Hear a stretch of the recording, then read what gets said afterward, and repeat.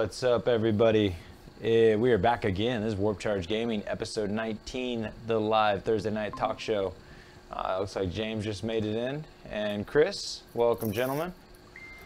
What's up, Internet? How we doing? James, you in there? Looks like you are, bud. Dude, I don't know, man. It's been like 15 minutes in the same loading page. But I think I'm in. Am I in? Did I tap into the Matrix? Yeah, I can hear you. You're looking good. Things are great. Got the nice beard power going. I like that. You know, it's hard. When I used to have several employees underneath me, I'd always be concerned, and I would kind of give them. I wonder if there's some sort of like HR problem with like telling people they need to grow beards. Because I did that a lot. I was like, yo, you need to get some beards going on. More power. There's power in the beard.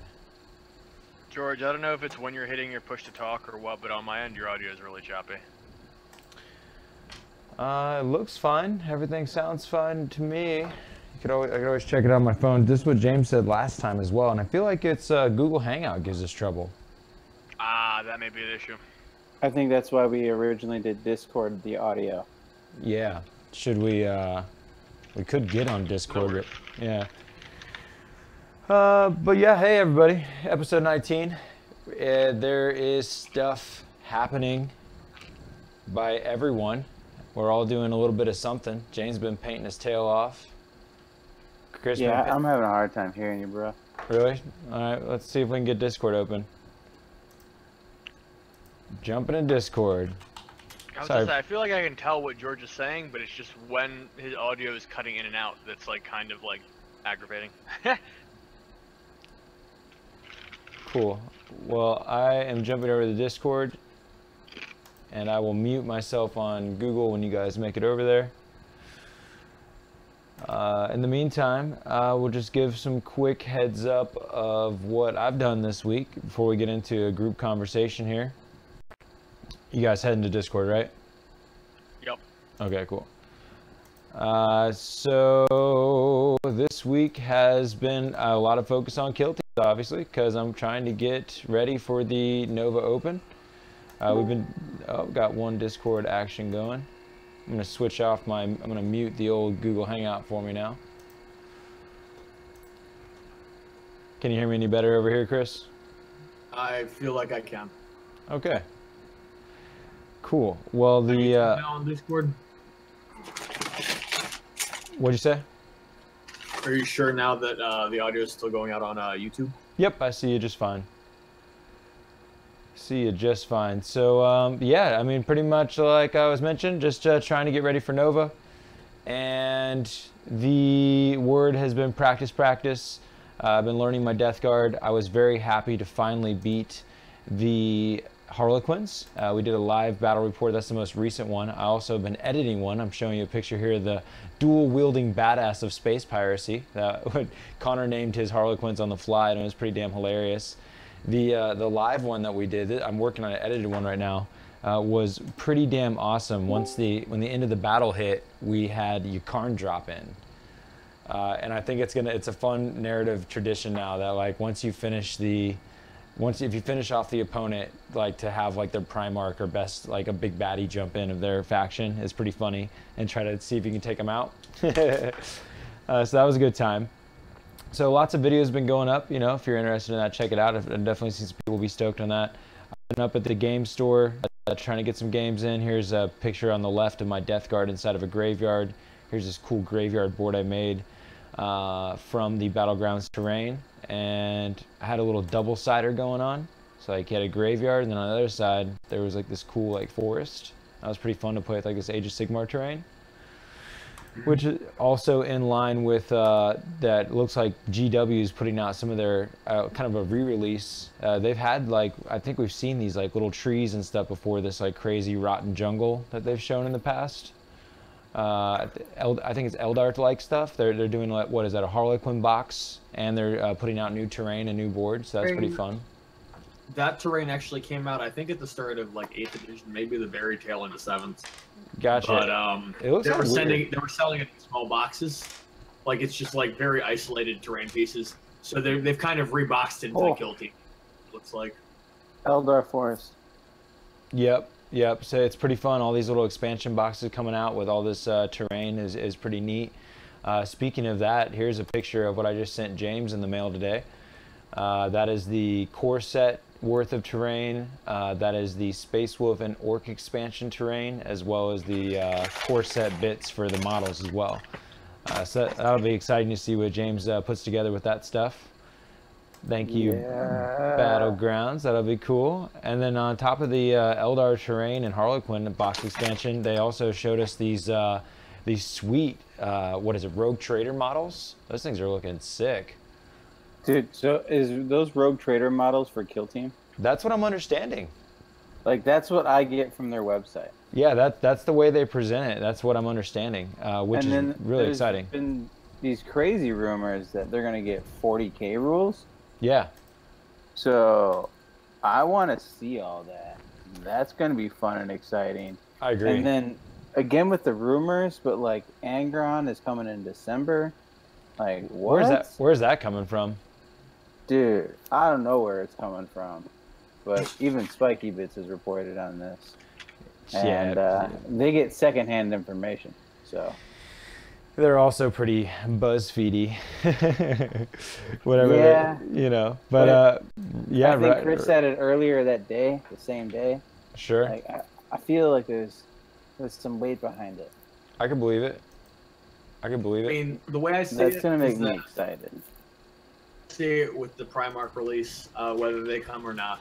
40k is that it would make a lot of sense. I feel like to have at least some kind of 40k release in December. And right now, Chaos is on the. Are we getting no sound right now? Losing end. We're getting sound. I hear you, James, and I hear Chris, and it's going to the internet. Oh, I do not hear Chris at all. Are you're in Discord? Yeah, I have Google Hangout completely muted and then Discord going. Oh, Chris has himself muted in Discord, so I can't hear him. Weird. I hear him. You're a freak, James. Dude, I'm serious. Well, I think the internet hears this, and I hear Chris, and I hear you, so this is good. Ice Wolf says everything is okay here. Thank you, Ice Wolf. Quality control from afar. Appreciate you, brother. Yeah, a lot of cool rumors on the horizon. All very exciting. I tend to. I usually don't pay too much attention to them because I don't like to. I know a lot of folks like to strategize and already like think ahead when they see a rumor. Until I see the full picture of like what the points are for things and kind of the yeah, like sometimes things will look stupid until you see the whole picture of how it performs with the tactic or with the unit ability, you know. So I try not to pay too much attention or judge it ahead of time. But just like with the Space Wolves, like I cannot wait to get the book in my hand. But I know that it is pretty interesting that the whole thing where they apparently printed incorrectly the Space Wolf Warlord traits in the English version of the codexes. They got them right in the foreign languages, but incorrect in the English, so they had to send out a PDF that has the accurate Warlord traits. They had to make it more fluffy, apparently, and add these saga rules to them, yeah? Mm-hmm. Which I got it pulled up here. So let's take a look at these Warlord traits. Cool. So I guess the cool factor is that the whole saga concept is that it starts out as a warlord trait for your individual warlord himself, but if he can perform the deed of legend, that will create a saga of his name, and it'll become a 6-inch bubble for the effect. And that's pretty. I love the fluff behind it. Same thing with that like lone wolf stratagem, where if it's like you have one guy left in your unit, you can spin a command point and make him a lone wolf. And that is like the most trolling stratagem in the game, so and I cool. love it. It's so cool, and I just love the fact that it reminds me of Age of Sigmar style rules, where it's just like it's like good, but yet it's also fluffy, but then it's also like not the easiest thing to accomplish either, in this case. But yeah, Saga of the Warriorborn. You can always choose for a unit. This is the first time I've read these. You can always choose for a unit affected by the saga in the fight phase to fight first, even if they didn't charge. Cool, they already had pretty much, I think that already is one they had. Yep. But you can now make that, the cool factor is that you can make that your whole army. You just got to slay an enemy character with your warlord. Interesting. That's not easy, but not bad. Yeah, it's not near as hard as this other one where you have to slay the enemy warlord with your warlord. That's how you can get a bubble of fearlessness, which would be fantastic for the Fenrisian wolves. Saga of the Wolfkin. If a unit is affected by the saga in the fight phase, add 1 to the attack characteristics for all models in a charge move was charge performed. So you +1 attack, slay a total of 5 models in the fight phase. That's not so bad. And it can carry over. So literally, you don't have to do it in 1 turn. Oh, that's fantastic. Yeah, I'll be like happily charging into a unit of Gaunts or something. This one I think is my second. This is in my top 3 of the 6 I've read. I'd say this is fighting for 2nd or 3rd right now. The Beast Slayer or the Wolfkin one? Wolfkin one? Oh yeah, +1 attack's great. Add 1 to wound rolls for attacks made by a unit that is affected by the saga, that is monster or vehicle. I mean, that's definitely fantastic. You just got to take out a monster or vehicle. Bjorn would have fun wrecking a vehicle or a monster. Actually has his preset, unfortunately, and I don't like the one he has preset. You can see in the bottom left corner of this. Yeah, he's got the hard one. Characters. Yeah, gotcha. he has the one where he has to kill. Yeah. A warlord. Well, here's the good one. Saga of the Wolfkin is Herald Deathwolf and Canis, so that's cool because I definitely want to use both of them. Saga the Hunter. A unit affected by this saga in your charge phase can charge even if advanced. Yes, please. Successfully charge an enemy unit. That's all you have to do? Yay! Yep, that's literally my favorite one. Oh man, I'm all about that. All day. Saga the Bear. Roll a dice each time a model affected by the saga loses a wound, and a 6-up do not lose a wound. So you get a 6-up feeling of pain. Successfully pass the saving throw. Wow, also not that hard. Ajax Rockfist all day, which is what he has. That's fun. Okay, I already love Arjac too. Yeah, I don't hate those at all. Those are all good times, for sure. And the idea of making them trigger with a saga is just, one, going to be awesome thematically, and also just be really effective. I mean, I think there's some clear ones that are better, at least easier. And the fact that they're easier is going to have them fielded more competitively more often, but at the same time, like, I like them. Gotcha. Oh, we lost you. Looks like I lost you from the Google Hangout there, Chris. Is it causing you issues? Let's see. Video calls ended because the connection was lost. That's what it does. I see you're pulling out some Shadespire models, James. I got some pictures of those loaded up. There's some video. I love the red trim on that board, man. It looks great. Yeah. Did you paint that, or is that just the color of the wood? That is stained that color. Did you do it, or was it already that way? I did that. I was like, I don't remember it being that color. Well, way to go that extra mile. Because it wasn't that color, brah. Yeah. Here's a up close of that with a better camera shot. Looking sick. What's up, Jack? Cool. What's up, Jack? Cool. 2, 5, 6 are the easy ones. Here's a nice shot of another one up close. I really like the battle damage you did on there. I can't wait to use these guys. I need to get some practice in. I just made my list after seeing all these sweet painted pictures. I made my deck for Shadespire. And I went very aggressive, and my only concern right now is that the opponent plays extremely cagey and like they make a long board and just hide in the back. That would be the worst scenario for me, is that they don't allow me to fight them. Works are not very fast. Yeah, the benefit, like I would hope that I would go second and get to place down the most objectives, and then I would put all those objectives in my deployment zone, trying to beckon them to come to me. But yeah, that would be my worst scenario. And I'm curious. I'm not for sure if at the Grand Clash, if it's a best 2 out of 3 or not. I believe it is. I hope so. Yeah. I thought it's always best 2 out of 3. It should be. It should be. Some local yokels will do some pansy stuff and do it best. You know, one takes all.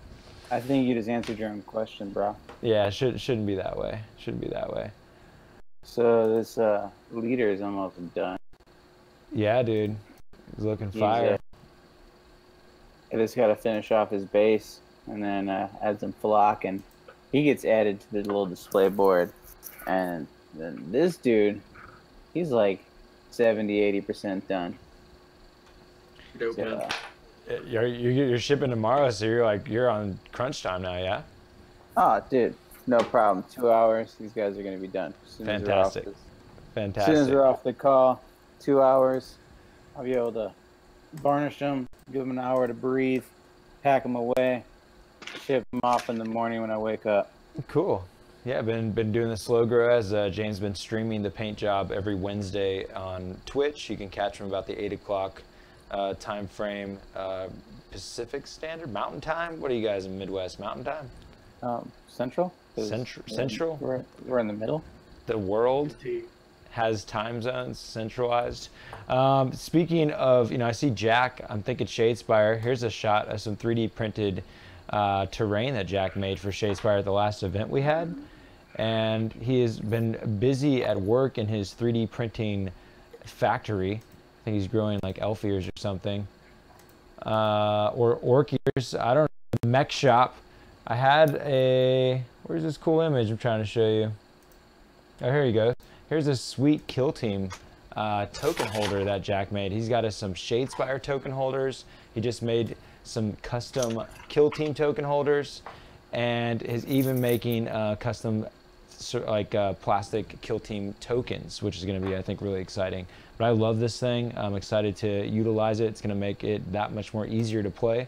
When you have good tools for the job, it's kind of like, I don't know, same way with like making music. The less it is like a pain in the butt to do, the more fun it is. So like having great tools to help your hobby is always a good thing in my opinion. Little like easy 6 inches, like those little 6-inch rulers for quick moving, laser pointers. I don't know, there's lots of cool little things that can help you. A tackle box, for the love of God, organize your stuff. I feel I've definitely seen my share of it from all different walks of life, including work charge gamers, but like I always feel a little icky inside when I see people throw all their stuff like in a bin that's almost like just like on top of each other. See, I'm not great at the hobby, so like I cannot stand to glue or model or paint something again. Chris doesn't care. No fuck. He's like, it's just a little glue. Dude, that's a great time to bring up Krista Fortress and the fact that they give you a great way to display your minis and easy to transport. You're so right. Bam, I'm going to even put up the header.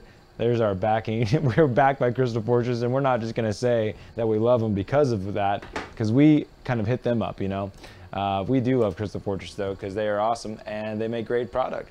In fact, I don't have the image with Krista Fortress loaded up, but I did just recently pack up all of my demons, and it's easy enough to just turn the camera. Check this out.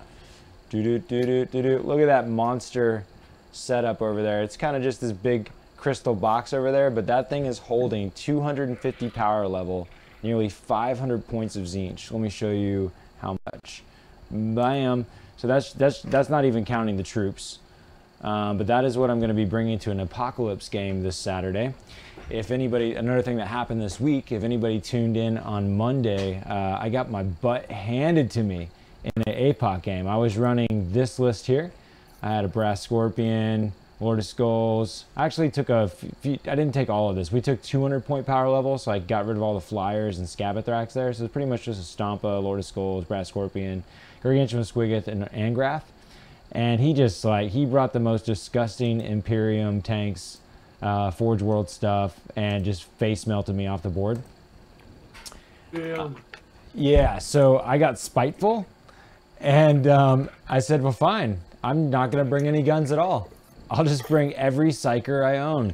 So this is all going to be Thousand Suns. There's over 25 characters, and I'm not going to shoot a single shot. Well, pretty much. I do have some guns. I got some flamers. Dude, you have so many guns. I got some guns. But, I'm much more interested in psychic blasting the hell out of them with characters that can't be targeted, because that's just funny. So that's going to happen. It's going to be the George phase. Everybody else can have their shooting phase, and I'll have the George phase, and I'll just smite the shit out of everyone over and over again. It's going to be hilarious. So that's coming up Saturday. That'll be a good time. You like that, Chris? Pretty funny? It's a cool army, and I personally am all for more people running more Psychic. I think it's funny there's going to be all those ridiculous tanks, and I'm just going to be hiding where you can't shoot me, and I'm going to smite the crap out of them. You found a local 3D print? Yeah. Oh, Ice Whip, yeah, definitely would be easier than you sending us 3D printed stuff. But we still appreciate your art, sir, and you know, wouldn't mind it. We need to all work together on being the most innovative 3D design team that we can be, and see what we can do as a collaboration. James is looking at 3D printers. I know that you're hardcore on about to pull the trigger on one, right, James? Oh yeah, that's actually going to be tomorrow. Oh dang. Yeah, no, getting a 3D printer. Getting the, what is it called? The CRTS? I don't even know. It's what all the people are using. I'm excited to see what you do with it, man. I think it's going to be a pretty wild tool in your hands there. Yeah, print stuff. Right. Speaking of, I'm just gonna make a bunch of pickle ricks. There's so many pickle ricks. CR10s, the CR10. Go DPL Photon. Yeah, Jack's got it. He knows. The CR10S. Ah, there you go. Not plural. It has the S. Yeah. Speaking of projects, I got something you've been painting up there. Chris, tell us about your Senesh endeavors here. That's a cool little paint job you got in the works there, work in progress. Oh yeah, I've just been like, you know, using some highlights and stuff like that. Just oh cool, you got a picture and everything. I have been trying to just make the models look a little better because they're very monotone right now. So they obviously need some kind of like contrasting highlight. I just picked up, you know, some of more of those markers, honestly. And Yeah. I was just seeing what would, yeah, that's what that is. And I was just seeing. Oh wow. Yeah, I want to try some of those markers on these Grey Knights I have. Just to do. I'm a big fan. Yeah, I need to try those. Pick them up. You can't get them at like the battlegrounds. You got to get them like a hobby place. Yeah. Walmart, man. Like. That's crazy, dude. Walmart's got it all. Literally just go to the hobby section at Walmart. They've got like all these like, you know, it's literally acrylic paint in the markers. You know, like they're acrylic paint markers. Blowing my mind, Doc. You're blowing my mind. Check out this. You guys played a match earlier. I got the pictures that you sent to the thread there, Chris. Here's Ali's army that just recently got sent to him by James. James hauled butt to get him that in time for Nova here coming up. Those planes look dope. Prep. The planes are very cool. I really like his army. Like many people playing my list for the first time, he underestimated the terrain effects. Yep. I know I won't do that, Chris. No, sir. No, sirree, Bob. Yeah, and then here's a picture of your list with the terrain effects and the cool LEDs on the back of that plane. LEDs, James, are they're so bright. Like me and James were joking about it. Like that picture doesn't even do it justice. But like, you could legit use that plane as a flashlight if you had no flashlight. Like, that's what James is saying. Yeah. Oh, dude, he's gonna catch somebody sitting down at Nova, not expecting it. He's gonna stare right into it and be like, ah. I was impressed. James said that you know, he hid those LEDs so well, he didn't even know it had lights in it. Yeah, I believe it. You had to tell him, right, James? Dude, I was super surprised. I didn't tell him the whole time I was putting LEDs in it. Yeah. And I sent it to him, and I was like, let me know when it gets there. And he was like, yeah, one of the missiles like broke off, so it's being glued right now. And I was like, that's it? I'm like, can you send me a picture of it? And he's like, sends me a picture. I'm like, see that right there? And I like circled like the switch. Like, turn it on. Nice. Yeah. I would have liked to have been a fly on the wall when he turned it on for the first time. Oh, damn, that's cool. Like that, literally, that I would have just been like abhorrent shock for like, oh shit, like I now have a flashlight. Yeah, totally.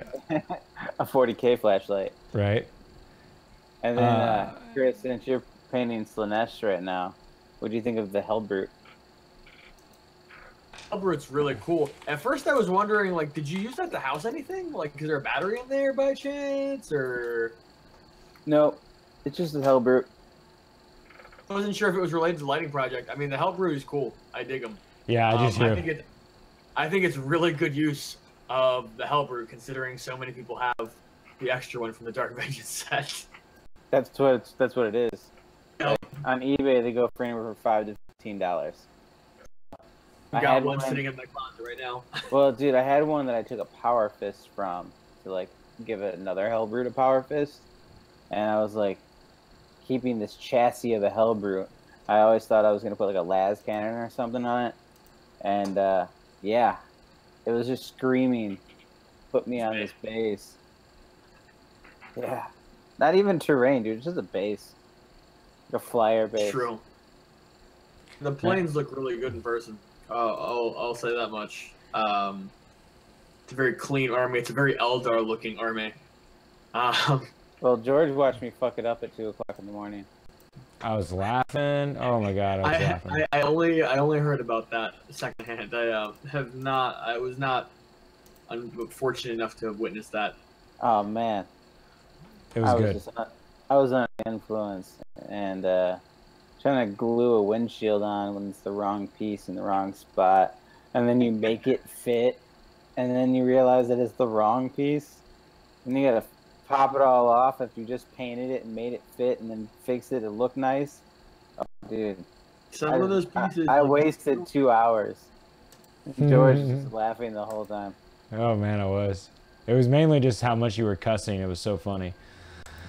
Yeah. Speaking of cool hobby stuff, so James about to get some sweet terrain, and then also working on a Space Wolf Kill Team diorama display board. That's really exciting on my end to see in the long run. But I also got to play on some sweet terrain too. I just want to show off some of Toby's stuff. And there's Nid terrain that I'm going to be working on too. Oh, no kidding.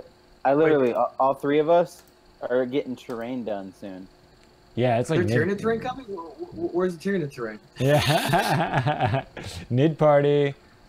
Actually, I'm gonna look because obviously this is the first installment in a Tyranid set. But I'm looking at some of. Yes, man. What's up, man? I know I interrupted you, but it's for good news. This printer I'm buying is the exact same printer that printed your terrain. Oh my god. Yeah. The exact same printer. We're gonna make all the Tyranid terrain. Yeah, that's pretty much like the word, dude, is we need to figure out how to get good with these programs. Dude, like the stuff that Jack was making, like making those kill team tokens, people are like biting at the bit to have like a nicer, even though like it's practically the exact same difference as the little cardboard ones. It's just the fact that it's special and exclusive, and you can paint them yourself and whatever, people want them. There's so many things that we could manufacture that I look forward to being able to help provide to the community. Especially 40k gamers are all about spending exorbitant amounts of unnecessary money. Exactly. You gotta give them stuff to spend their money on, dude. That there aren't cheap 40k gamers, but even the cheap ones really are spending their money on things they don't need to be spending it on. That's a true story. Like I'm getting more terrain, and I don't need to because I have other terrain to paint still, but I need more terrain. And Ice Wolf, yeah, my previous LED project was George's Dreadnought, and that had pulsating. It had actually 3 different phases of pulsating. This one I was just adding them for free. Like I just played with them. And Milo, the weapons are magnetized on it also. He glued, so that missile fell off, and then he's like gluing a magnetized missile back. No, like it was the holder that fell off. I got you. Like, That'd be funny. Guns and all that is. That'd have been funny though. Not only did he not see that there was LEDs in it, but then he glued the magnetized piece back on. Well, dude, he didn't find the guns at first. I don't think I told him that I magnetized those. Okay. So he thought they broke off, and he thought they fell out of the box somehow. Yeah, gotcha. But they were actually like magnetized to like the underside, and I was like, dude, they're there. It's like one of the best. So, for those of you that don't magnetize your models, or like whatever, those of you, even if you don't do like the hobby element of it, magnetizing stuff is so cool because I literally just have like a giant ball of magnetized Tyranid limbs. It just sits around kind of like as a desk toy. And I mean, like, there's some of it that's, like, stuck. Some of it is in my case at the moment, but like I've got like 2 arms right here. Like, I've got like a venom cannon and a bone sword on my metal desk, and like it's so easy to find. Like, you know, if you want arms for your bugs or your dreadnoughts or your whatever, like, so easy to keep a consolidated pile of your armory because it all sticks together. Totally. That's what she said. Oh gosh, what a good time. Well timed. Jack and Icewolf are, and you know, Icewolf's a 3D specialist as well, so I think we hit a talking point there. But here's the tokens we were just talking about. Jack just got some fresh off the printer, the first trial run, so that's pretty tight, Jack. Those are looking good, man. Looking effective. They look like kill team tokens. Other things that are going on, we got a giveaway that we freshly launched again. We're giving away some dice. There's this cool thumbnail. Our dice are on the way soon, I hope. I think it's been probably about 3 weeks. It's a 9-week process, so. Dude, it's only been 3 weeks. It feels like it's been 20. Yeah, I know. Yo, also, like, okay, I'm super excited for our die. I'm already planning on ordering at least 4 sets. But that being said, have you guys seen the Kill Team die Games Workshop put out? I haven't. My goodness, there's one for like 6 or 7 different factions. There's some bitter players because like they didn't make Necrons ones. Space Wolves got a set. Genestealer Call got a set. Tyranids got a set. I just pulled some up. Yeah. They're 2-sided die. They have an icon, like like the Kill Team skull icon for the 1s. Yeah. And then faction ones on like the 6s. Faction symbol for the 6s. Yeah. I love these die, man. Like, I'm gonna have to order both the Genestealer Cult ones and the Tyranid ones are really cool. I like the Genestealer Cult ones more, but I have to buy a few sets. Like, I immediately saw them and was like, what? Take my money. No, I think they look cool as well. Very nice. Ones, they're like silver, like very like industrial. They remind me kind of like the Got it pulled up now. Why are there D10s for Kill Team? I think. Oh no, you got the Genestealer ones. It's for the casualty chart. Whenever at the end for a narrative campaign. Oh, here's the ones you were discussing, Chris. Oh, that's Inquisitors or something. I don't know what that I stands for. Death Watch. Death Watch has one, yeah, Inquisition and Death Watch. Death Watch has one. Yeah. Sorry, I just keep seeing all the images on a delay. Yeah. Now the James, whenever you at the end of the match, if you're playing a campaign, then you would roll D10, and if you roll like a 1 or a 2, then your guy is just like completely dead and can't come back again. George, I don't know if you saw my post in the thread, but like I've been reading Genestealer Cult because I finally want to get started on them and kill teams. Yeah. Dude, Genestealer Cult is disgusting. Yeah, I bet. I'd like to try that out. like you know, I can get my cultists, which are like about the cost of guardsmen, for like 4 points. I can give them all these crazy special weapons, like the rock saw, and the buzz drill or whatever, and the cutter or whatever. But like one of them is like ×2, so it's going off the strength 8, AP -2 or 3. It's either D3 damage or 3 damage. No, it's 2 damage. Sorry, I lied. Whenever it causes a successful wound, or whenever it successfully damages an opponent, you roll a die, and if you roll more than their remaining number of wounds, they're just removed from action. No injury check at all. Because I was just like, wait. So wait, I'm still trying to understand. You're saying that if you successfully wound them, then they just die? Successfully damage them, so they have to fail a save. So like if it's like a bigger thing, like a lictor or something, then that lictor would just straight get mopped. Yes, even if it still had multiple wounds left, like I would just have to roll higher than its remaining number of wounds. I see. Okay. Yeah, that's cool. Which is gross. Yeah, it's like stealth suits, anything with 2 wounds, and like well, that's all the Primaris Marines, and a lot of people that are running Adeptus Astartes are running all Primaris. It means avoiding flesh wounds, because even if they have 1 wound left, if you damage them, you'll roll higher than, you know, hopefully higher than a 1. Right, and then they're dead. Yeah, that's awesome. I was like, yeah. Okay, I'm going to run a lot of those. It does sound good. Did they let you take as many as you want? Multiple, and also, I think you can only take 1, maybe. It's the fighter. But also, then there's also the Aberrants. They reduce damage taken by 1 to a minimum of 1. That's gross. Yeah. Yeah. Dude, I really want to see you make some beautiful Space Hulk Genestealers.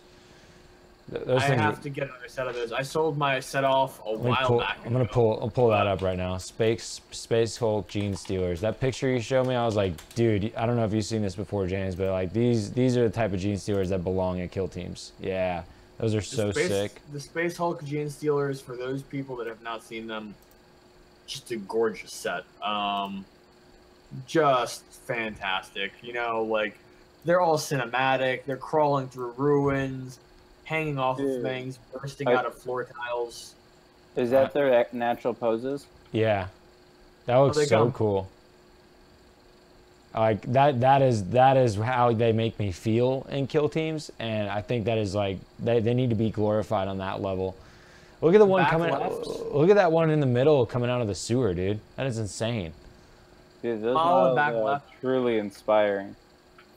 That's what I'm saying. But is actually a patriarch, so it's like a broodlord, and it's sitting on top of a pile of skulls. It's one of the cooler models in that whole set. Look at the picture. I really want you to get those and make that happen, please. I'll paint them. You know, not that hard to get at this point. Actually, hold on, George. Since you're on the since you're dictating the thread, look up Space Hulk Patriarch or like Broodlord, Space Hulk Broodlord. Like you'll see the picture immediately where he's on a pile of skulls, and I would be shocked if you don't really like this model. Oh, he looks great. Stupid shit. Internet. I'm trying to get a big view. It's being dumb. Pinterest logistics. Let's back it up.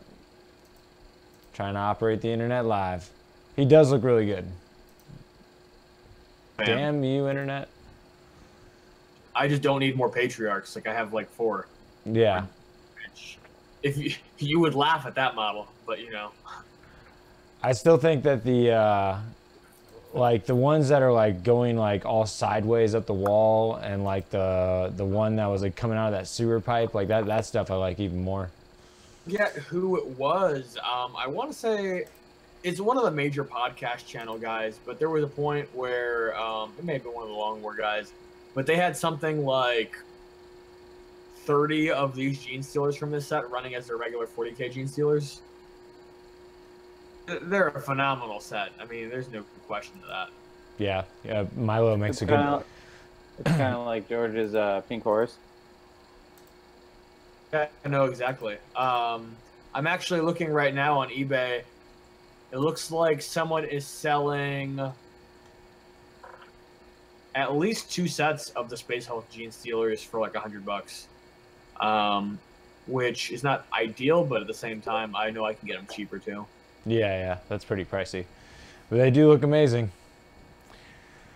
You know, honestly, the pictures you've seen honestly don't even do them justice. Like if you get close-ups on them, a lot of them have custom heads that look more Predator style than like regular Genestealers with other limbs and stuff popping out.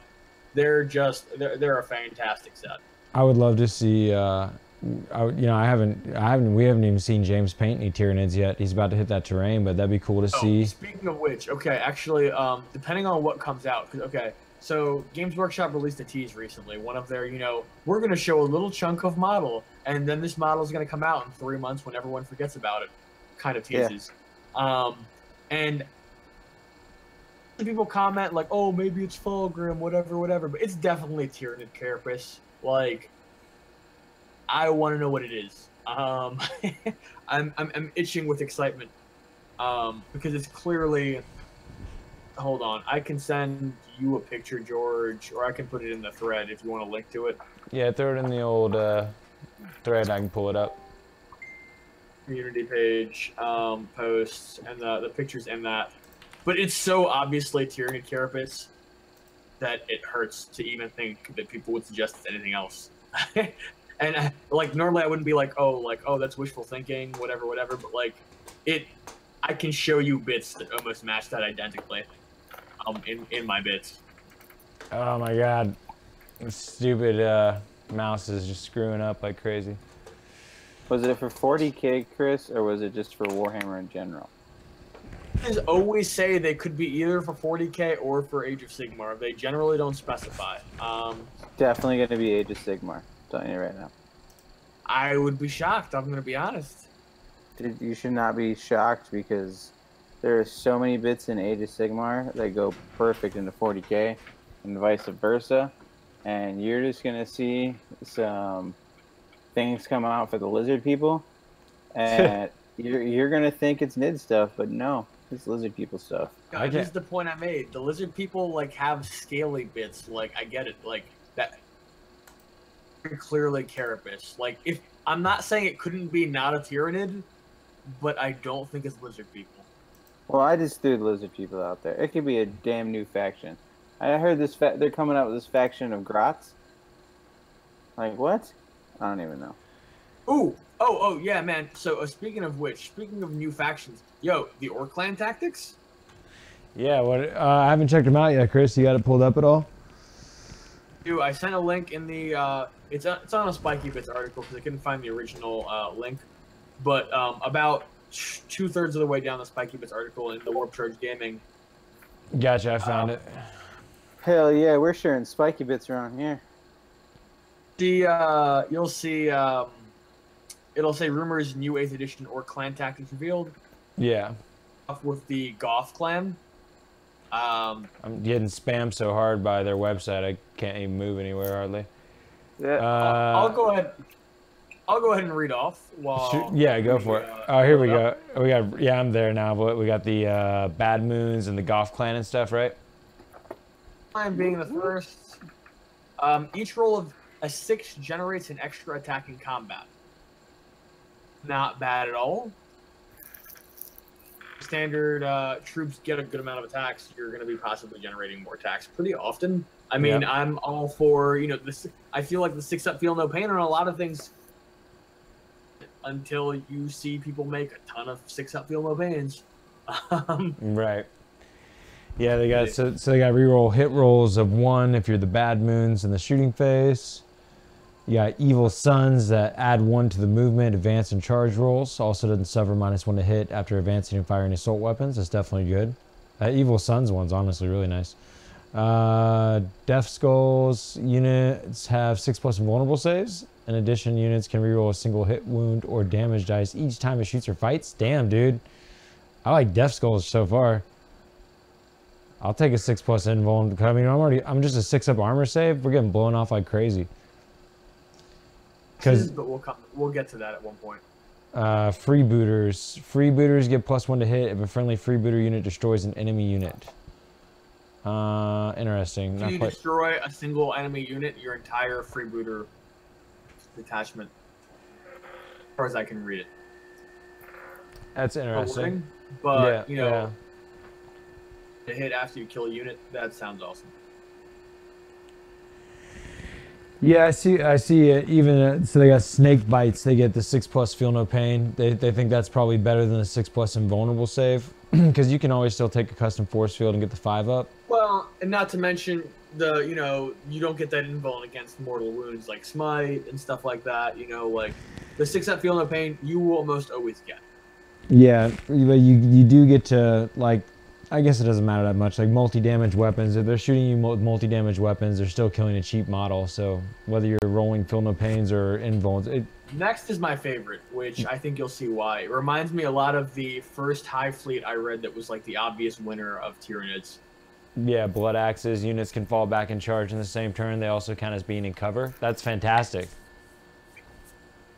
That's really good. That's ridiculously good. That's like getting 2 different versions of the High Fleets. You have 2 different High Fleets that do one of those abilities, Kraken and the Gormungas or whatever. Jormungandr. Yeah. But also that's the thing. Kraken also gives you 3d6 advance. Okay. The highest. Okay, so like it is also a 2-part trait, but you took 2 of the better Tyranid traits and combined them into 1.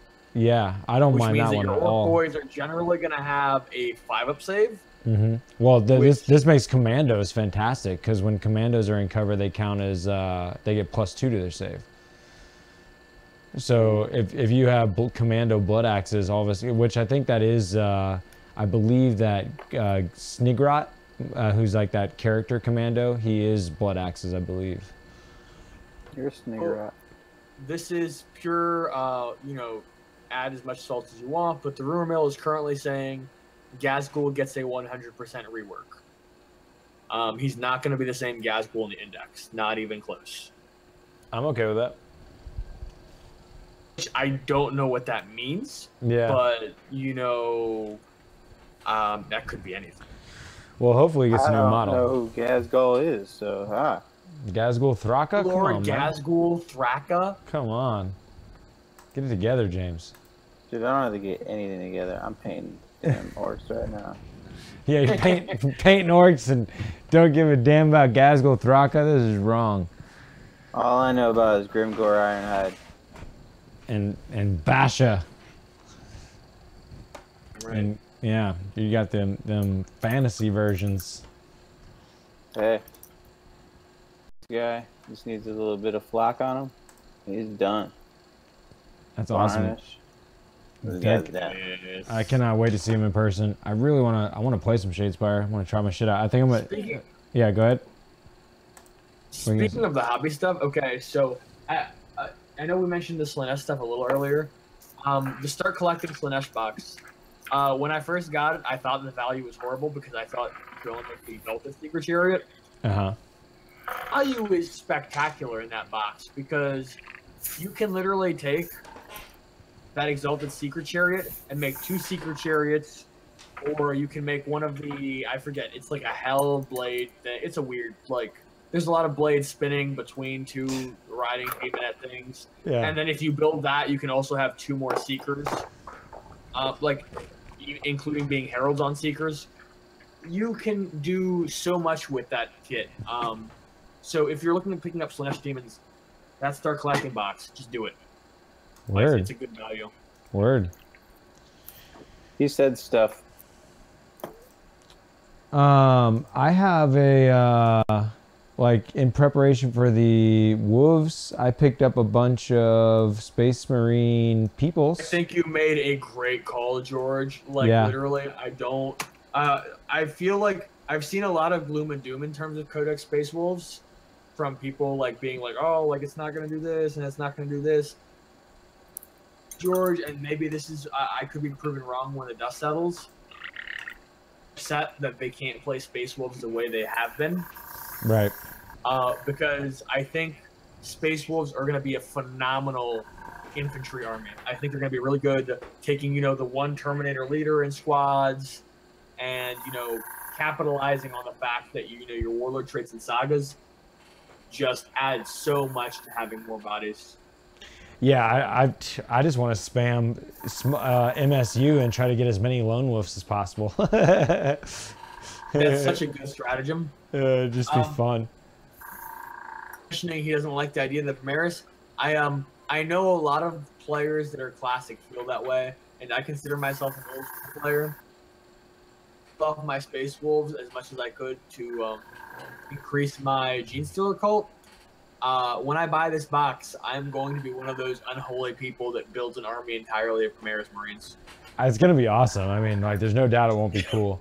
And I'm excited. I mean, like, I sent James 5 and a kill team worth, and I think there's still a few that might be laying around in the old James backstock there. Yeah, you add into the Primaris stock. You're gonna have a bunch of little flying dudes. You're gonna have some of the shooty dudes. You're gonna have some more of the shooty dudes. Yep. I'll have my time to shine with them, and I'll probably hate them less when I myself have them as well. I think that's how wolves are gonna be good, is with Primaris models. Yeah. Well, and I know they we saw a piece of Fluff leak where Logan Grimnar like there's gonna be like a named Primaris Space Wolf character, I think, is what I saw. and he's not supposed to be like incredible, but like he's like a more generic character, like kind of like a Neurothrope, where he's like an upgrade character almost versus like a real character. But you know, like the big thing that I think people are harping on is we really want to see if any of the Primaris Marines can take any of the Space Wolf war gear. Right. Because if they can, that's a huge game changer. Because the Space Wolf's war gear is extremely, absurdly killing in close combat. And Primaris Marines' war gear kind of restricts them almost. Yeah, they don't get to go very combat heavy. The captain in the unit, he can take a chainsword, and he's the only Primaris that can take a chainsword. So instead of just getting 3 attacks, he gets 4 attacks. Right off the bat, that's, you know, I mean, it, you know, those little incremental kind of increases are the nickel and diming that make a metagame. I'm all about anything that Space Wolves can do that is unique to them and that others cannot.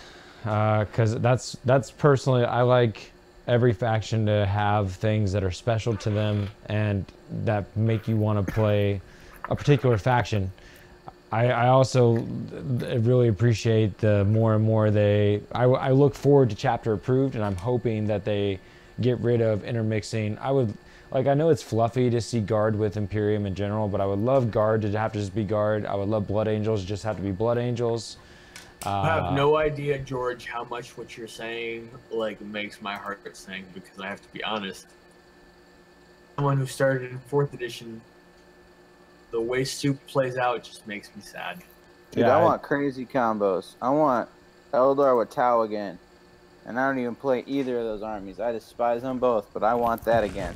I said save that for team play. I want to see armies be individually unique. I don't know. I don't like. There was a beautiful army like I just watched a Long War Bat Rep last night that had this guard brigade with a Custodes Supreme Detachment and a Blood Angel Supreme Detachment. So it had like 3 disgusting bikers, 3 disgusting slam captains, 16 mortars, and 60 bodies.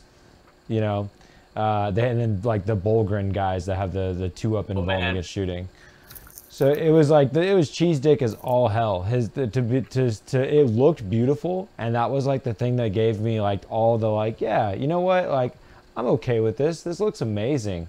But the moment that people bring a bunch of bullshit unpainted stuff just so they can match the best rules in the game, it just like it kills it.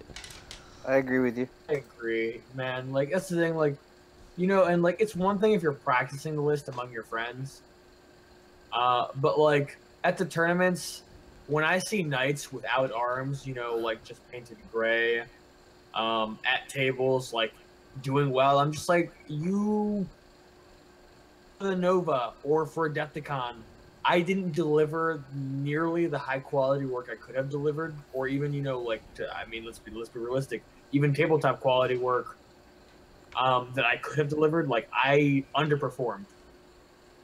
Spent last hours getting to that point, and I know that even if I was further along, I would be using those last hours to get further along. When you see these knights and stuff with no arms, or like, you know, just gray, whatever, it just feels like the person running them didn't try.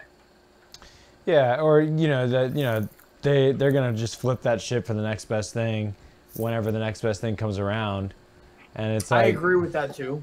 It's like that. I mean, you know, the immersive side, like the more that a story unfolds, the more I enjoy the game.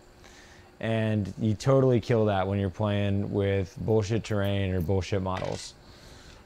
I agree, George. And I mean, you know, like that's one thing I've always appreciated, especially with orc players. I know they're excited for their books, but like for a long time, orcs have been under the radar. Like our diehard orcs players are fluff heads. Like that's what you see with these people that have rules that, you know, have been crappy for multiple editions. And the fluff heads, man, when I started the hobby, were like the vast majority.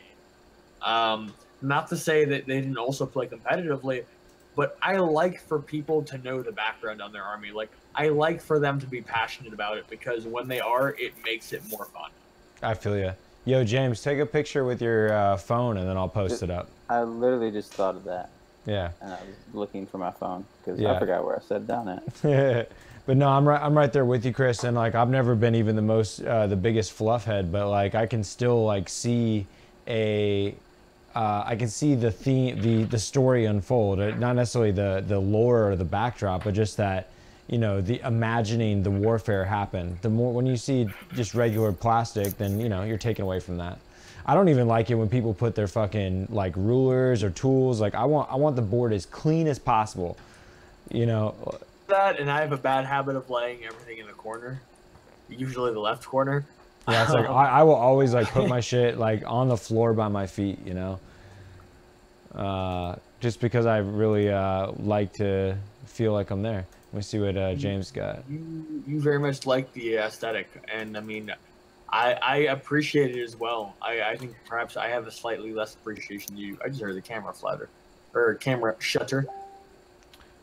Yeah, I'm grabbing some of this stuff that James just took pictures of here. So Ice Wolf is saying he wants to see more of Fluff and army-specific rules, max 2 codex, including the Forge World one. You know, this is something I was considering, and this is just, you know, pure word vomit, but with chapter proof coming and everything, one of the nice things about 8th edition and the template it kind of sets, I think, is that it allows Games Workshop to really rework detachments however it wants.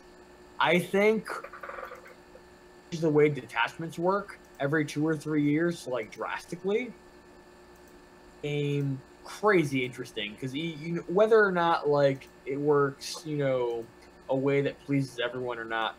I was thinking even the other day, like, okay, so what if they went back to 4th edition detachments, which you're not familiar with, George, but like back then you had to take at least 1 HQ and 2 troops to unlock a detachment that had a max of 2 HQs and 3 of everything that's not troops and 6 of max troops. Like, you would always have to take 1 HQ and 2 troops to unlock multiple detachments. Right. But you were always maxed out way more, like, it was a much harder max out, I feel like. Yes, you could spam detachments, but if you have the cap on 3, that means 4th was one of my favorite additions. Mike is one of my Mike is my superior in my where I work. Age of Sigmar is even weirder, where they have you have to pay for your formations now.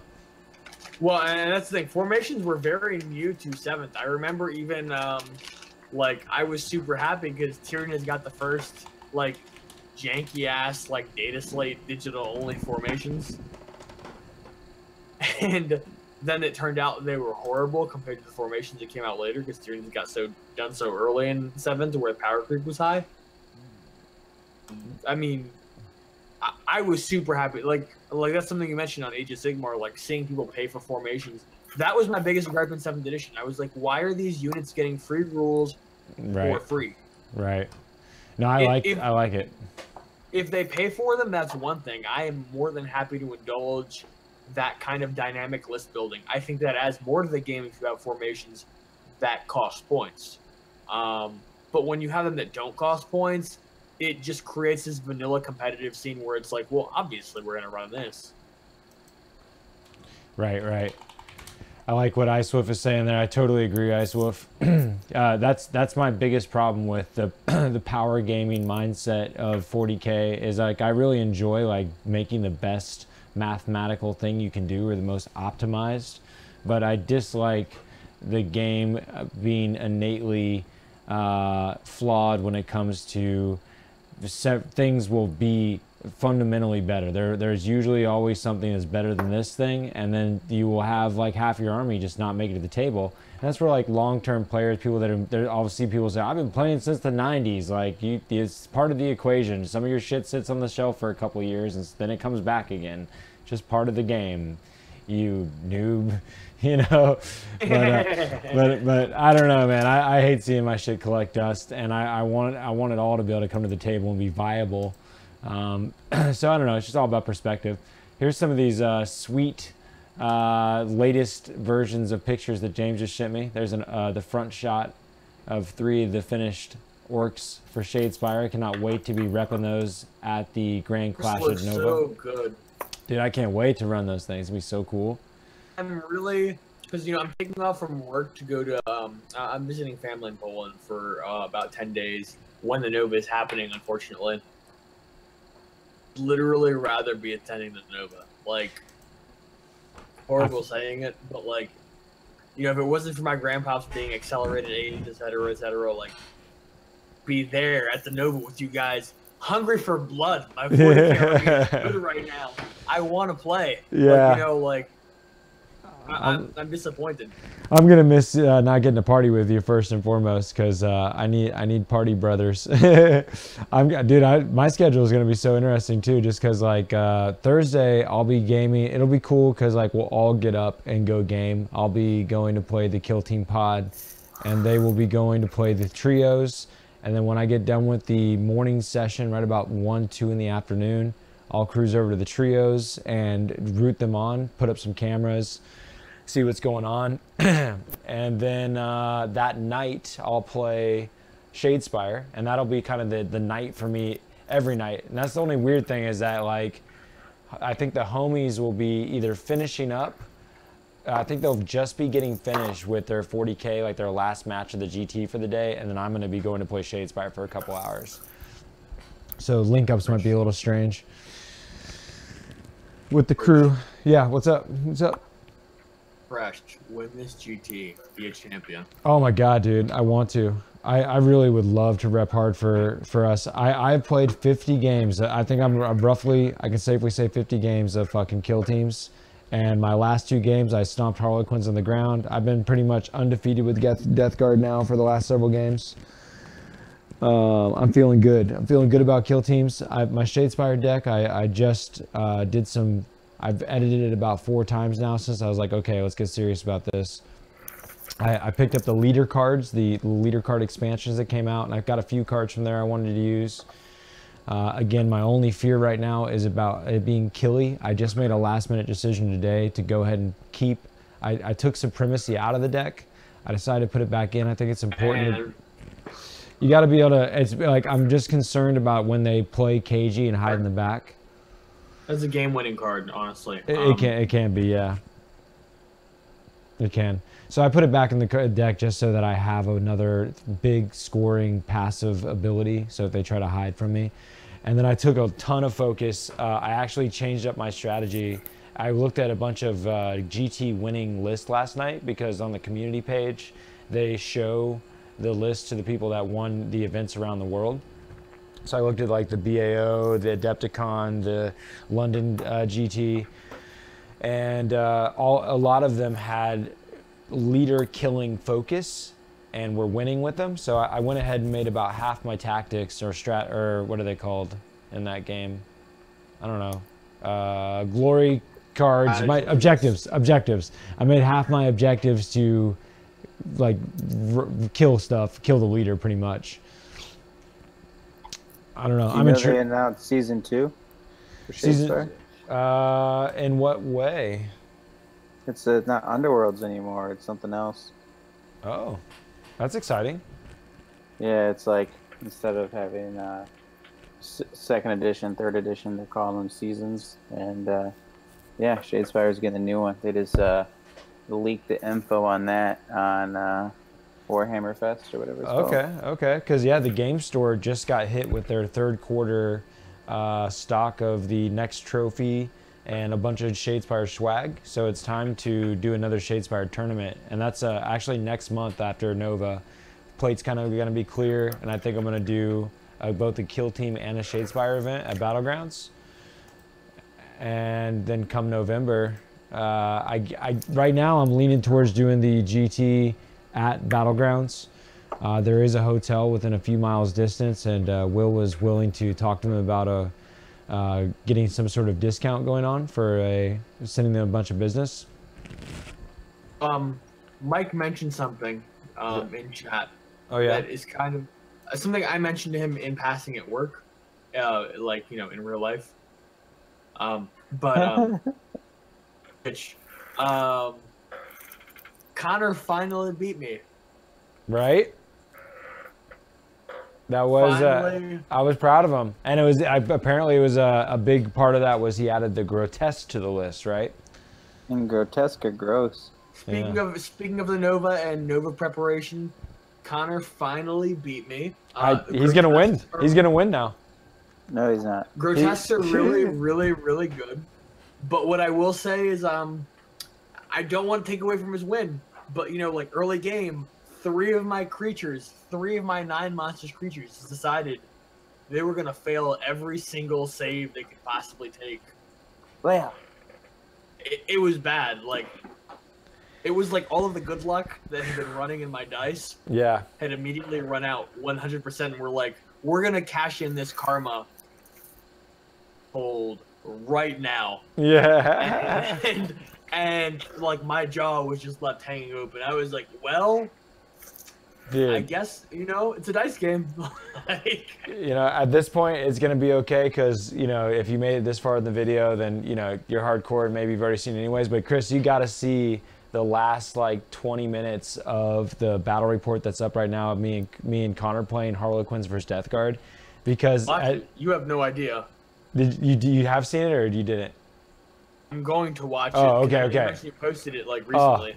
When it was so cool, dude. Like right at the end of the battle, I pretty much table him. His last model was named Hardcore, and I killed Hardcore, and we had Yakarn manifest right where his body died. Oh Jesus! Just like it would really happen.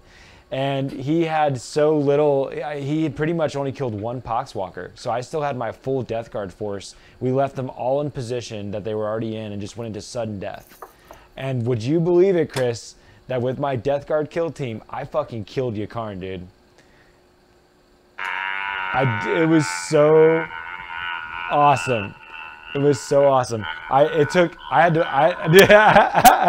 to play the shit out of it, dude. Like I was proud of my tactics. Does Connor still play 40k after that? Because he probably shouldn't. Dude, I had to play the shit out of it. I decisive moved and charged Yakarn with a Poxwalker to hold it up. And that gave enough time for like my zealots and combat specialists to cross the board to get within range of charge distance. He'd kill, and like I was giving him soul burst, psychic, everything, dude. And I still managed to like fall back and keep my distance, lay in shots and lay in some damage with some combat, and I took that motherfucker out, dude. Oh, fucking done, that's after tabling the Harlequins, after never beating them in any nights before. Basically, as far as I'm concerned, beat 2 armies. Yeah, so I'm totally ready for. I mean, literally, Yakarn was worth 2.5 kill teams, not to mention already killing 1 prior to that. So like, I'm ready, dude. I'm ready. Jesus. I'm ready. I'm ready. You hear yourself, George? I was rolling good. But yeah, I'm just getting. When you're the foremost expert, when you're the Sean Naden or the Nick Nanavati of kill teams. I just hope you don't forget about us. Dude, I'm going to forget everything. I'm just going to be like sitting on this throne of small factions, 5-man squads. I'll just be all the... I don't know. I love kill teams. And my minimum goal is I just want to make it into that top 16. I have 3 chances to get 1st or 2nd in a kill team's pod. I'm only going against 8 people. So I got, you know, 3 chances to get 1st or 2nd and show up in the top 16. That would be glorious. And if I can make top 3 of that, that would be fantastic as well. I would just love a little bit of notoriety for Warp Charge Gaming and my passion as an ambassador of the wonderful game of kill teams. Okay, like, I don't mean to, you know, like, I'm not trying to harp on myself right now, but, like, that's what's frustrating for me. That's what's maybe a little bit I'm harping on myself, but, like, that's a little part of the reason I'm so frustrated with missing the Nova is that, like, whether or not I'm the player to play it or not, like, I think the list I'm playing could go really, really, really far, like top 16 far. Maybe I'm crazy, but like the Tyranids, yeah. I don't doubt you at all, dude. I think it's such a like underrated like threat list, the one I'm playing, and I'll be honest, I'd probably drink too much to get that far at Nova. But like, I almost wish I could like hire good players. That's pretty much what's happened to you at all, because you've played like 3 tournaments with that list now, and you almost won one of them. But okay, so the one tournament that I went 0-3, which was damned unfortunate with this list. All of my games are super close. One of them I should have won. I literally only lost one of them because I didn't pile in with like multiple terms in a row that I should have. So I was intoxicated and wasn't playing good 40k.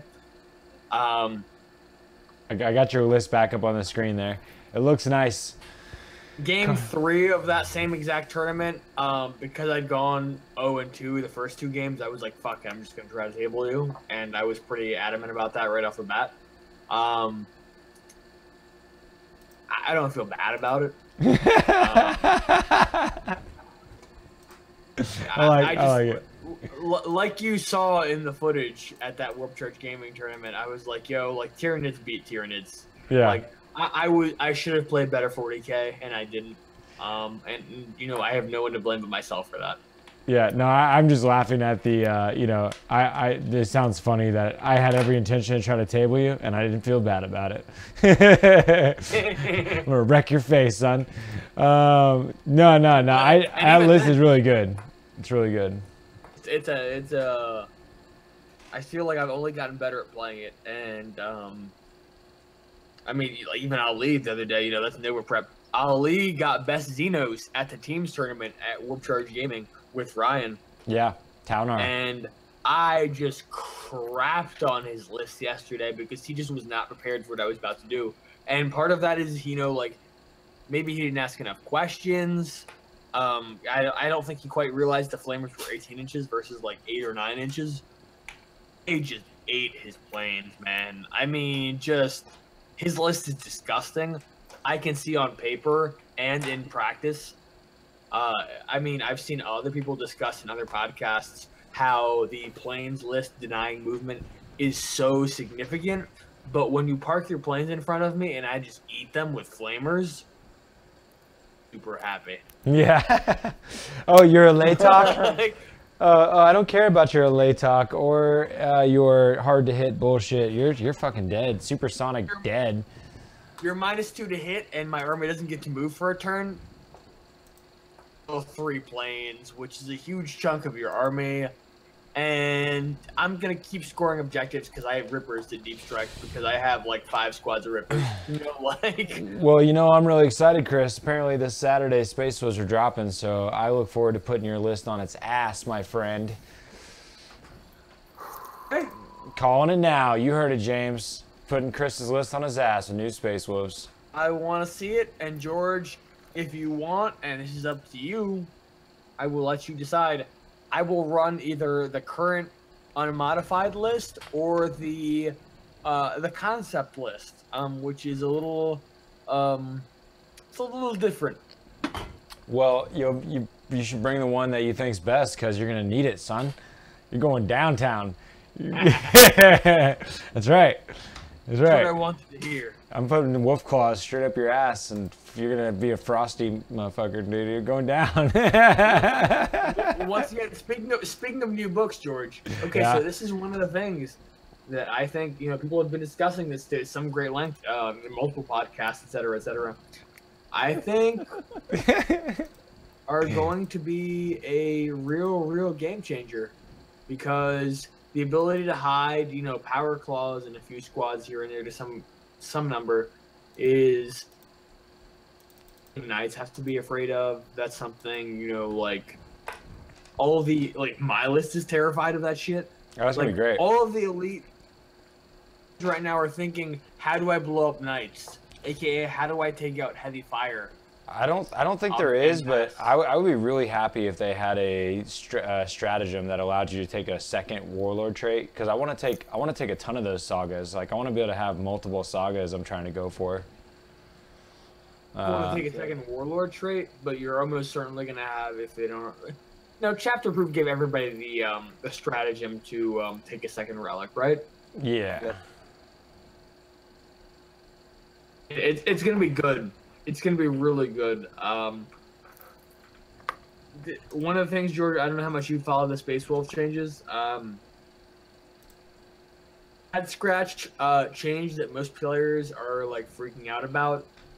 And this is one that I know is gonna not necessarily sit well with you. No, it's not. They raised the cost of Fenrisian wolves a little bit. Yeah. With no real buff. Yeah. And people don't really understand that change. That's the biggest head scratch change of that codex. I Really? forgot. That's the one? Because I thought it was the fact that Storm Shields for Dreadnoughts went to 4-up save instead of a 3-up invul. Wait, did they really? Yeah. That was only the combat shields, because they had Wolfen Dreads that have a 4-up invul. But it's not the same thing as a Storm Shield, I didn't think. No, it's the Blizzard Shield is what I mean. That's what the Dreads have. Blizzard Shield's now a 4-up invul. Wow, that's really peculiar. I don't like that at all. I think their points. I think their points went down a little bit though. I don't care. It's still pretty lame, yeah. Murder Fang went up 2 attacks. And he went down in points. He also got cheaper, I think. I heard there was no points reductions. Oh, maybe not Murder. No, there was tons of points reductions in the book. There, Mini Wargaming did a review that I watched that had over 150 changes they found. There's like, I think Bjorn, like there was one dread that went from like 210 to 170. It might have been Bjorn. Oh, okay, Yeah. good. I mean, I heard there was no points reduction, so I mean, Nah, there was cheaper. I would be very Terminators. happy to see conversely. Yeah, they had some good amount of points reductions. There were certainly a few that went points increases as well, but yeah, I think it's gonna be interesting. And that's always like, you know, that's always a funny thing too when people bitch about or talk about like when one thing's good or bad. Really, what the biggest factor is that dictates something being good or bad is how much it costs. Like when you're talking about Gilliman, like Gilliman used to be ridiculous and in every army because he was so fucking cheap. You know. Efficiency. That's once again competitive gaming, and it really doesn't matter whether it's 40k or Age of Sigmar or any game. What dictates, you know, the most competitive scene? I mean, I remember Magic even, like Mirrodin. For those that remember playing Mirrodin in Magic, efficiency is always the name of the game in the competitive scene. And if you're not playing efficiency, you're not playing correctly. Yeah, it's a definitely important factor. But yeah, we've been cranking here. We're going to almost an hour and 20. I think it's time to wrap it up. Isn't James, Chris? Either you got anything you want to add before we jump out of here? Also, Warp Charge Gaming is amazing and takes fun seriously. But play Tyranids, because play Tyranids. More pylon. James? I'm sure I had something. But Yeah? I forgot it. All right. Or don't care enough. Because James says, paint a bunch of models to an amazing quality. this is the guy that's left. He's almost done.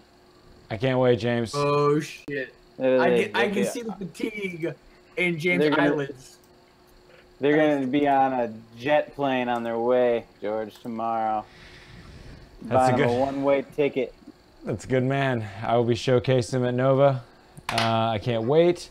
And I'll use that as our... Did I mention it's baptized? It looks fucking great, dude. I'm so happy. I'll use that as our way out. We are getting ready to be at Nova Open. Here's the Warp Charge Gaming shirt on the right. Maybe I'll sweat through it and wear the one on the left too. That was our Adepticon team shirt on the left, Warp Charge Gaming shirt on the right. We're stoked to have those in our possession. Dude. Those shirts that I possibly should have. Like I ordered one for my girl. I ordered at least 2 for me. And I ordered 1 shirt for me and the hoodie. Oh yeah. Like I'm gonna be decked out in Warp Charge swag, and I'm super happy about it. Yeah. And George, you guys going to the Nova, please, for the love of God, take so many pictures. 'Cause I'm seeing what you put up on the screen now. Yeah. Like, Oh, I'm gonna try. I gotta use my skills from Adepticon this year to apply to Nova and make bigger and better content. And this time, I literally have like 17 people that are affiliating with Warp Charge Gaming. So them alone, I'll be able to, I have people I know that'll be there just hanging out all weekend long that won't be actually even gaming. And I've already got them to agree to put cameras in their hand, find me people to interview. So as Warp Charge gamers are out there making friends, I'm trying to get them to build rapport and get people on camera, and I'll be the cameraman and they can be the interviewee or interviewer, etc. So I look forward to that. If you're watching this, you're going to be at Nova, please come say hi. Would love to say what's up. We're longtime friends, and let's give a hug. And if I'm just meeting you, keep your distance because I don't know you. I'm just kidding. We can hug. We can hug too. But yeah, thank you. I look forward to seeing Death Ray Designs. I know is going to be there. That'll be cool to meet them in person for the first time. We love Death Ray Designs. You can see their terrain on our top tables at our latest tournaments that we've thrown here in Richmond, Virginia, Gallery 5. Battlegrounds, huge supporter. We'll have Battlegrounds. That's who's going to be there as well, helping make some content and hanging out. Will and Ben. And then we got a giveaway going on for our new dice that are coming. We got 5 new colors as well as our original Vortex Orange from Chessex. These 16mm bad boys. Is that? I thought you were making noises, James, but that was your dog. Yeah. Yeah, that's cool. We got some dice. They're going to be given away. That'll be at the end of next month. Order these dice. They're awesome. Like, listen. All right, if you haven't already contemplated it, because I already have. All right, like you can take one color of these die, use them for like psychic phase stuff. Take one color of these die, use them for like shooting phase stuff. Like, all right, if you're Tau, you need to have a marker lights buff set of dice. If you're, you know, Zeech, you need to have a psychic phase debuff kind of dice. Come on. Certain powers. Talk like about it. That light blue dice to the right, that screams psychic phase to me personally. I'm gonna order like 3 sets of those dice, just because you know, like the horror and paroxysm and things are powers. Yeah, check this out, dude. Look how good they look inside of these custom 3D printed Kill Team token holders. That's the orange Vortex there. Oh, doggy. So yeah, you can get those too. If you want some Kill Team token holders or Shadespire token holders, go to Warp Charge Gaming's Facebook page where you can see that going down. There's now a Etsy shop by Innovative Wargaming from our friend Jack from Warp Charge Gaming. And yeah, we got cool things going on. We're excited about everything. There's a lot of Kill Team battle reports up that you can go watch. Go watch Yakarin get murked after me killing some Harlequins. That was a fantastic feeling. I'm editing a video right now and look forward to presenting that to you. And James is about to get a bunch of sweet terrain. He's making a Kill Team board diorama as well as painting Tyrannid terrain from 3D Horizon. Horizon, yeah, 3D Horizon 3D. I don't know which he prefers, but I've seen both. But you know, hey, it's Horizon Creations 3D. Get it right. You know what? Take fun seriously. Yeah, exactly. Tequila. It was good to see everyone on the thread. Thank you, Ice Wolf, Milo. It was cool to see Mike, Jay, Chris's co-worker on there. Always good to see Doog. How you doing, Duke Z? Appreciate all you guys out there, and we will catch you next week at the same time for episode 19 or 20. Well, next week, shit, we're gonna be at Nova, dude. You might, I don't know what. We might still, probably, yeah. Huh. So I'm leaving Thursday for Poland, so I don't know that I'll make the next podcast. I'll let you know. Yeah, gotcha. Possibly, I may not see you guys for 2 weeks. Yeah, we might have to do like one that's less about, I might have to, I don't know what we're going to do. We'll do some sort of janky ass pot show from Nova. The Nova's coming, man. Y'all be all right. Like, yeah. You guys are going to have so much content. Like, just be about it. Yeah, that's what's up. Well, yeah, we'll get it going on. Everybody, appreciate you.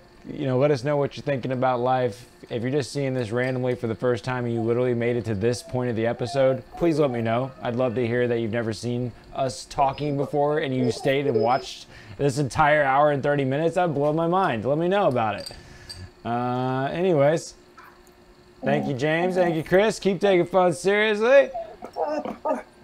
Thank you, doggy. We'll see you next time, everybody. Cheers.